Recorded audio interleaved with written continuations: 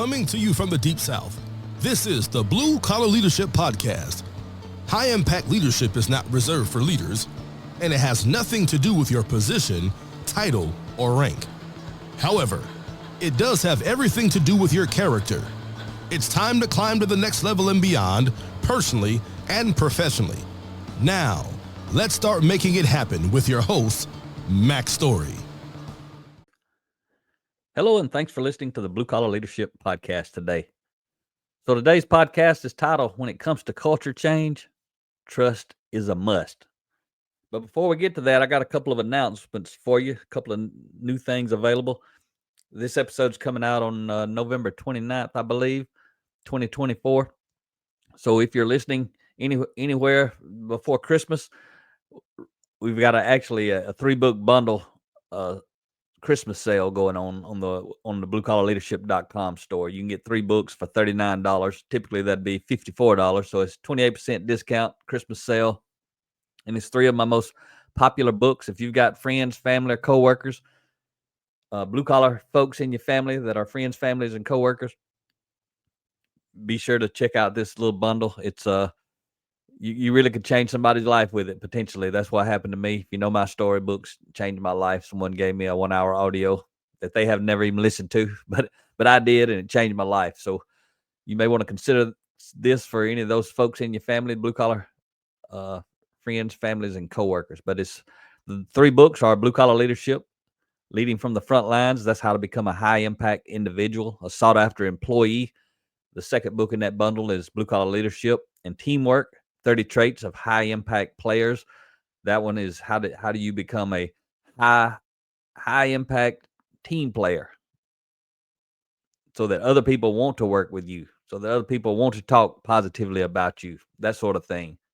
How do you work effectively with others? I mean, highly effectively. And then the third book is Blue Collar Leadership and Supervision, Unleash Your Team's Potential. So that book is how do you become a high-impact leader of high-impact team players and high-impact individuals? It's written for the formal authority leader or someone who's aspiring to get in a leadership role. So those 3 books, $39, be a unique Christmas gift, and those will be available until December 25th. Obviously, if you order them close to then, you may not get them by Christmas, but they will be available at that price through the bluecollarleadership.com store. So you can get on the website and check that out. The other announcement I had was we started our online video training courses last year, or this year, I should say. They've been going about a year, and they were mainly for corporate clients to enroll all of their employees in. And a lot of people ask about individual courses. Could individuals actually take those courses? And they couldn't this year, but we were changing that going into 2025. And currently we've got 2 courses that are available to individuals. So if you're an individual, you want to go through a course, one of our online courses, all of them are about 7.5 hours or so each. Right now we got Blue Collar Leadership, Leading from the Front Lines is available, and Ria's book, The Ladder of Influence, 5 steps for climbing to the next level and beyond. Those 2 courses are available, and you can learn about those courses at bluecollarleadership.com/academy. They're only $99, so you can go through almost an 8-hour course with us for only $99, and you get to download and print a 30-page workbook, fill in the blanks as you go using the video, and we'll do that for you. And then when you finish it, once you go through all the courses, you'll get a opportunity to download and print a certificate of completion. And that'd be really good for you when you're applying for jobs internally, or if you want to attach it with your resume externally. And we right now we've got 7 courses, but only 2 are available for individuals. But the other 5 will be coming out for individuals as the weeks and months pass. So should have most of those out in a couple of months at a minimum. So you may want to check those out. If you want to preview those courses, you can go to the Blue Collar Leadership YouTube channel. That's youtube.com/@Blue Collar Leadership. You can go to that channel and look at a playlist where you'll see the playlist is titled Academy Excerpts. So you can go through and see about 8, 9, 10 minute compilation from each one of those video courses. All right, let's dive into the the content for today. So today's episode again is titled, When It Comes to Culture Change, Trust is a Must. And I want to start off today with a quote from Robert Dockson. And this is what he had to say. It's a fairly long quote, but I'm going to read it to you. I'll tell you when I'm done, and then we'll talk about it a little bit, and then we'll move on to something else. All right. So remember, we're talking to everything I'm going to talk to you today is relative in the context of culture and trust. You got to have trust to create cultural transformation, true cultural change within your organization. So here's a quote from Robert Dockson. He says this: I think the first thing one has to do in setting out to change a culture is get people on one side and show them where you want to take the company. Trust is vital. People trust you when you don't play games with them, when you put everything on the table and speak honestly to them. Even if you aren't very articulate, your intellectual honesty comes through, and people recognize that and respond positively. So that's the quote from Robert. So let's break that down a little bit here. So he's talking about you got to get people on your side when you set out to change the culture. You got to get people on your side, and you got to show them where you want to take the company. And what he's talking about there is you got to, as a leader, you got to cast a vision, and it's got to be a vision that people are interested in, that they want to be a part of, that they want to help create it. So you not only do you have to cast that vision that's going to get people's attention, but you got to tell them why. Why is it important to them? He didn't mention that, but I'm adding that to it, because like he said, the first thing you got to do is when you set out to change cultures, get people on your side. He said, show them where you want to take the company. And I'm adding there, tell them why. Why is it important to them? You can also tell them why it's important to the company. Most people don't want to work at a company that's about to go under. So if you can help them understand, it's going to create longevity into the company, and it's going to help the company last and be strong. It's going to help create maybe new jobs to bring in family members. If you're the kind of company that allows family members to work there, a lot of companies do. So a lot of people know, hey, if we can grow this company, we can create some jobs for my family or my friends' family, all kind of things like that. Maybe we can have better pay. Maybe we can have better benefits. Whatever it is, maybe we can transform the physical company, meaning clean it up, get new equipment, organize it, paint things, whatever it means. I don't know what it means, but as a leader, that leader's got to help people, get people on their side, and got to show them, cast a vision, and then help them understand why it's important for the organization and for them personally. And like he says, trust is vital. I say it a little simpler. Trust is a must, right? Say it so it sticks. You might have heard me teach those lessons before. Trust is vital. I know what that means, but I like to say it. Trust is a must. You got to have trust with cultural transformation. You got to have as many people as you can. You got to grow and develop those people, help them understand. Everybody's goal should be to develop 360 degrees of trust from wherever you're at. So obviously you got to teach people what trust is, how to intentionally build trust, create trust, what creates distrust. You build trust, you create distrust. Everybody's doing it all the time, both directions. You got to help people understand this. That's what Rhea and I do when we come into an organization. We teach all these fundamentals. We teach all these principles. We help people understand and see why it's valuable to develop trust for them personally. That's the way you get somebody to buy in to creating trust, is what's going to do for me. What it's going to do for you is going to increase your influence. The more people that trust you, the more influence you have. The more influence you have, the more options you have. The more options you have, the better your life's going to be. You get people to truly understand that. It's not hard to get people to want to build trust with as many people as possible. And then you get everybody in the company trying to do that at the same time, 360 degrees. You can go fast. But a lot of companies, they don't go slow to go fast. They don't want to go slow and do the development. They just want to go fast and shove it down everybody's throat. So then you don't get trust. But another thing that Robert said that was key is people trust you when you don't play games with them, when you put everything on the table and speak honestly to them. That's huge. People love leaders who don't play games. High impact leaders, they don't play games. Low impact leaders, managers of people, they play games all the time. Their organizations, their teams are filled with politics, backstabbing, bad mouthing. You know, there's a really good chance you've already been in an organization like that. There's a good chance you may be in that organization today.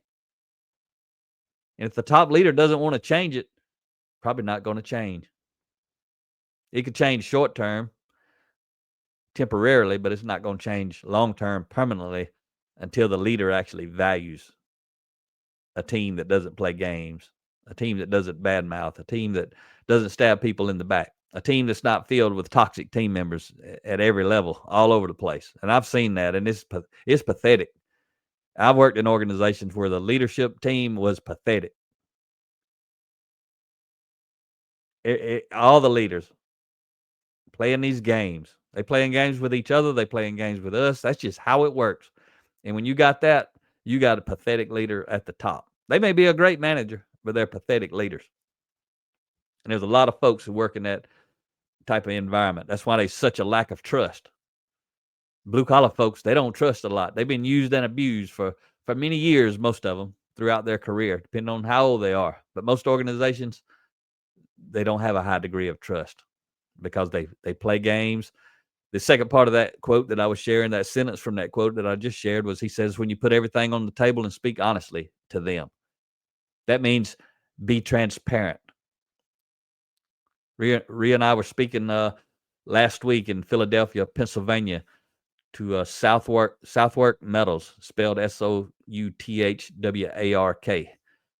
Southwark Metals. We speaking to the leadership team, the top level leaders at the headquarters, and then they have 7 plants, manufacturing plants. They manufacture sheet metal for the HVAC industry, and they got plants all across the country, spread out so that they can cover all, the complete country with their manufacturing facilities. So there are multiple states, 7 different states. They had their 7 plant managers there, and each one of the plant managers had their respective HR managers there. So there was about 24 people, 25 people in the room total. And I remember when I was talking to them, and let me just tell you, those are some great people. And their owner, their 3rd generation owner, Mr. Bill, he was sitting right in there with the team, and he was listening. He was taking notes, and it was just awesome. And I don't know those people personally. That's the first time I met them, but I got to speak with them a little bit before and after, and there's some really great people. And for them to bring us in the room to speak to that group, especially in a manufacturing company, which is where I come from, hardly any manufacturing leaders value what Rhea and I have to talk about, but that team did. And the feedback we got afterward was phenomenal. So if you're in the manufacturing industry, you may want to check out Southwark, learn who they are and what they do. And I think they're pretty awesome today. But one of the things we taught them was you don't have to be sick to get better. We wanted them to know we didn't come in the room to maintain the status quo. We came in the room to help them climb to a higher level, to help their team perform at a higher level, to help them have a better life at home and at work so that they could do the same thing for their team. But one of the things I told them while we were there was, I said something about, I said, when you have those little meetings and you close the doors and you talk about all these secrets and you think they're never going to go out into the shop, into the plants, nobody's ever going to hear about it. Why do we believe that? Everybody knows that's not true. But we go in, and I'm talking about we, meaning leaders. Leaders go in, close the door, and they have these private meetings, and they talk about all this top secret stuff that nobody's supposed to know about, and then the next day, everybody knows about it. The leaders may not know everybody knows about it for several days, or a week or two, or a month or two. The people actually do a better job keeping stuff confidential than the leaders do. But the thing is, if you're talking about what's going on in the company, and this is what I shared with them, why can't the people know? If it's one big team and we all got fighting for the same thing, the same vision, the more people that know what's going on, the better. So that's just a little bit of a story from last week.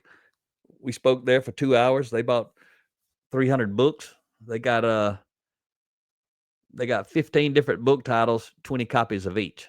So they got a lot of books for those leaders. The plant managers and HR managers will get copies of those books, and we don't know what they're going to do, but I'm sure they're going to do something. They're really some great people. But they got plants in it was Arizona, Idaho, Mississippi, Indiana, South Carolina, Pennsylvania, and there's one other, Nebraska. So they're pretty spread out. So if you're in the manufacturing space or would like to be sure to check out Southwork Metals and look up some of the folks on LinkedIn, but learn a little bit more about them. So I want to move on to another quote here from John Maxwell. And he's actually, I read this in one of his books. I don't recall which book it was, but it's one of his books. I don't know even when I read it. I'm pulling this quote from my quote file, so it's been a while. So this is John's words. It's a good, pretty long paragraph. I'm gonna read it. What he said. I'll let you know when I'm done. So this is John speaking. He said, recently I asked a small group of executives to list the names of the top 3 people they trusted. Family and friends were on everyone's list. Amazingly, no one named a leader or a coworker as one of their top trusted people. I then asked them to list 3 people on whom their well-being and happiness depended. Everyone named either their boss or a coworker. Then I asked one more question. If I were doing this exercise with your subordinates, and I asked them to create their most trusted list, would they name you as one of their 3 most trusted people? There was a murmur. That got their attention. What difference might it make if you were someone they put on their list? And that ended the quote from John Maxwell that I grabbed out of his book. Pretty interesting, though. When you ask a group of executives to list the names of the top 3 people they trusted, it was family and friends, which that's great. You should trust family and friends. But what was most interesting was no one named a leader or a coworker, which means there's not a high degree of trust in that particular group of executives. There was not a high degree of trust. And again, he's talking to executives. They're the ones responsible for creating trust in the organization. Most of the time, people who don't trust people are not trusted by other people. So these executives didn't trust anyone in their organization as the top 3 people on their list, which means probably a lot of those people don't trust them either. That's just the way trust works. But then John did something cool. He said, hey, if I went to your team members and asked them the same questions, how many of you would be in their top 3? Right? John was leading with questions. If you've listened to me enough on my podcast, you've heard me talk about high impact leaders lead with questions. So he was leading that team with questions. He was doing what I do. I provoke thought with questions and I raise awareness with questions. Because when you lead with questions like this, it allows people to kind of tell themselves a story. It's the one they actually need to hear. Pretty powerful. So you should think of yourself. If you had to list out the names of the top 3 people that you trust, and I invite you to pause the audio right now and think about it. If you're somewhere you can write down, make a list of the top 3 people you truly trust. I'm going to tell you what, if it's anybody you work with, that's a blessing. If you got somebody, it doesn't matter what level they're at, should be your leaders, but most people, it's not their leaders. Most people distrust their leaders. But if you got at least one person that you work with is at the top of your list. And again, the key is the people you trust the most. Who are they? So think about that, and then we'll continue on. And if you're a formal authority leader, you really need to think about what John was talking about. If somehow I could go to your team and ask them the top 3 people they trust, would you be on their list if someone reports to you? Or wherever you work, if you're working with a team of people, and I ask everyone on that team their top 3 list of people they trust, Would you be on anybody's list? Would you be on everybody's list? If you know without a doubt you'd be on their list, that means you're doing a lot of things right. If you don't know, you got a lot of room for improvement. And if you're a formal authority leader, it's your responsibility to help grow and develop trust with your team and among your team, between team members. If you need some help, my number is 334-728-4143. Rhea and I can help you tremendously. I can tell you ways you can do it for free. I can take you anywhere from free to thousands and thousands of dollars of support. Depends on what you want. You can listen to podcasts and talk about it. You can listen to videos and talk about it. That doesn't cost you anything. You can buy books and do book studies. That doesn't cost you a whole lot. You can bring us in or people like us, but you better know that they know what they're talking about relative to trust. If you're going to have them talk about trust, they need to know, where's it come from? What's it made of? How do you build it? How do you create distrust? I want to share another quote with you from John C. Maxwell. He says, too often we talk about trust as if it is a singular thing. It is not. Trust is a relationship between a trustor, and a trustee. Just as it takes two to tango, it takes two to trust. So if you want to build trust with folks, you got to be growing and developing everybody. That's like John was just saying. It takes two to trust. If you want to build a high-performance team that's got 100 people on it, guess how many people it takes to trust? You got to have 100 people that trust each other if you want a high-performance team. Anyone creating distrust on a high-performance team is toxic. High-impact leaders are going to improve them or remove them. It's simply how it works. And John went on to say, the greatest cause of turnover in an organization is lack of trust. People don't trust the boss. People don't trust their coworkers. You know what that leads to? Turnover, using John's words right there. What I call it is firing the boss. When people quit, a nice way of saying it's turnover. That way it don't look like I'm doing something wrong. If I'm the plant manager, or if I'm the site manager, if I'm the GM, or if I'm the superintendent or the general contractor, whatever it is. If I'm the owner, the CEO, doesn't make any difference. If people are leaving my company or people are leaving my team, they're firing the leader. Their direct leader is being fired. It's called quit and find a new leader. You may quit this leader and find a new leader in the same organization, or you may leave the organization, go to a new organization somewhere else. Again, normally it's referred to as turnover, but what's really happening, high impact leaders know this, the leaders are being fired. Why are we leading in such a way that people are firing the leaders? That's what I want to know if I'm the boss, if I'm the top leader in the organization. We got to change something because people don't trust us. Warren Bennis had this to say. He says, if there's anything that undermines trust, it is the feeling that the people at the top lack integrity. Ain't that the truth?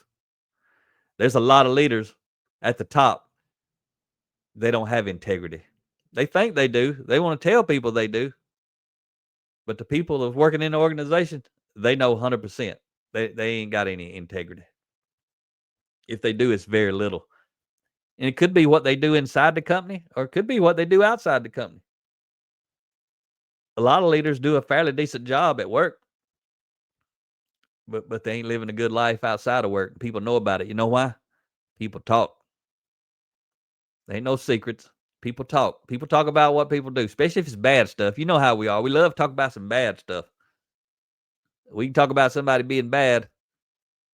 A lot of us tend to do it, especially in an organization where leadership development, trust, and all that sort of stuff is not a priority. So you got a lot of people who don't lead themselves well. Again, that's why you got to have a full-blown leadership development initiative. Grow and develop everybody at every level so all this stuff goes away. If you want to build a high performance team, you want to transform the culture, turn your culture into a competitive advantage, you got to do it. Your culture is either a competitive advantage or a competitive disadvantage.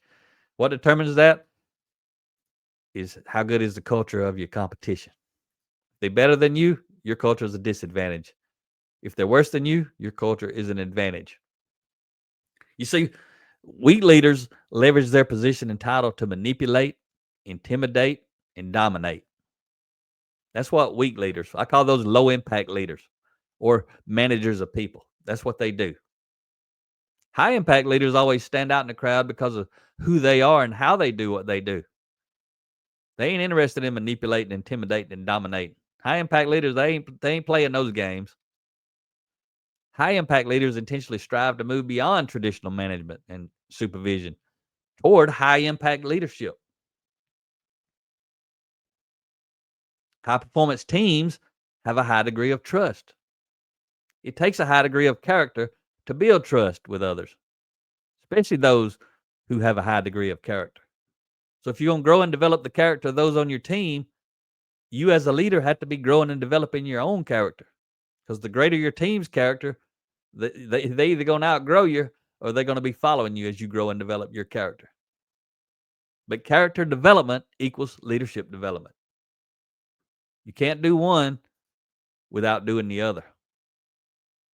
If you develop in character, you're developing leaders.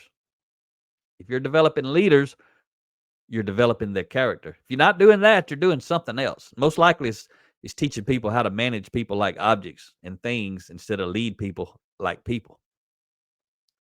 So if you don't understand that difference between management and supervision, you definitely need to check out my Managing versus Leaders series. It's a 17-part series. I think it's back in around episode 45, somewhere in the 40s, but you can find it on my YouTube, Blue Collar Leadership YouTube channel. Just look for the playlist about managing versus leading. It's a 17-part series. Help you understand that right here on this podcast. You had to go back there and find it. There's a lot of episodes, but you can find a lot of the series under a playlist on my YouTube channel. I upload the audio there so you can find stuff easy. If your organization's leadership development program doesn't include character development, you're most likely learning how to manage others at some level, not how to lead others at a high level. Just said that, right? Just want to repeat it. You got to know the difference. If your leadership development program initiative in your company, if you have one, doesn't include character development, you're not really doing leadership development. You're doing something else. So I'm going to leave you today. I'm going to wrap up this episode, but I want to leave you a quote from Stephen M.R. Covey. He wrote a book called The Speed of Trust. It's my number 3 favorite book since I've been reading for 16 years every day. Pretty sure that's probably where this quote come from. This is what he had to say. He said, hoping for sustained organizational performance in a low trust culture is like expecting to keep harvesting fruit from a dying tree. How powerful is that? Who would think they could keep harvesting fruit from a dying tree? Everybody knows what's happening when the tree is dying. There ain't gonna be any more fruit. But what he says is hoping for sustained organizational performance in a low trust culture. What he's saying there is you're not going to have sustained organizational performance when there's low trust. You got to have high trust, and it takes a high impact leader to do that. And I don't know 100%, but I think in January 2025, I'm going to kick off a series based on my book, one I haven't done yet, based on my book, 10 Values of High Impact Leaders. Highly encourage you to grab that book. That one it was my second book I ever wrote, but it's very, very powerful book if you want to learn to lead at a high level, or you want to aspire to become a leader. Maybe you're not in a formal position of authority yet. Either way, hope you enjoyed this episode. Be sure to check out those bundles, those 3-book bundles. There's one in there for 3 of Ria's books too. I forgot to mention that. I don't remember the titles of her books, but if you go into bluecollarleadership.com and go to the store, you'll see, look under the book section, you'll see those 2 3-book bundles that are available there. And remember, and you can call me 334-728-4143 if you want to talk about how these individual online courses work. That will separate you from the crowd, especially on your resume or when you're applying for a job. And they're only $99 a piece. The more you do, the more you're going to stand out. Hope you enjoyed today's podcast. Talk to you next time. Make it happen or someone else will. It might as well be you. Are you serious about taking your career and your life to the next level and beyond? Check out Mack Story's Blue Collar Leadership series books and others, now available on audio, along with paperback and ebooks at Amazon and Audible. Please visit bluecollarleadership.com to learn about Mack's books, programs, special offers, and more. Thank you for listening to the Blue Collar Leadership Podcast.